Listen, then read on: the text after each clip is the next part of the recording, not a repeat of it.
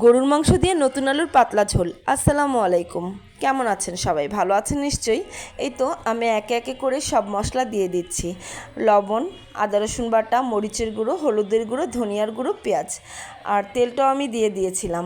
আমি সব কিছু দিয়ে মাংসটাকে ভালো করে কষিয়ে নিব। আমার ভালো করে কষাতে হবে যেন কষানোর মধ্যেই মাংসটা অনেকটা সিদ্ধ হয়ে যায়। আর আমি গরম মশলাও দিয়ে দিয়েছিলাম। এই তো আমি আলুটা দিয়ে দিব এখন। আমার মাংসটা অনেক কষানো হয়ে গিয়েছে অনেকটুকু।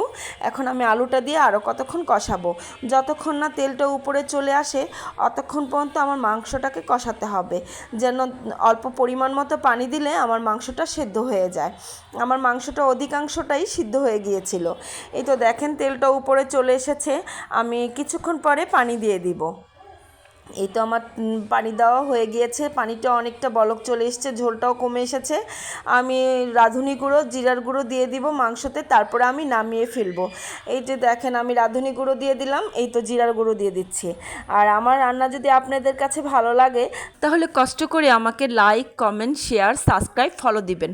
আরও নতুন নতুন রান্না আপনাদের কাছে আমি নিয়ে চলে আসবো। সবাই ভালো থাকবেন। আল্লাহ হাফিজ।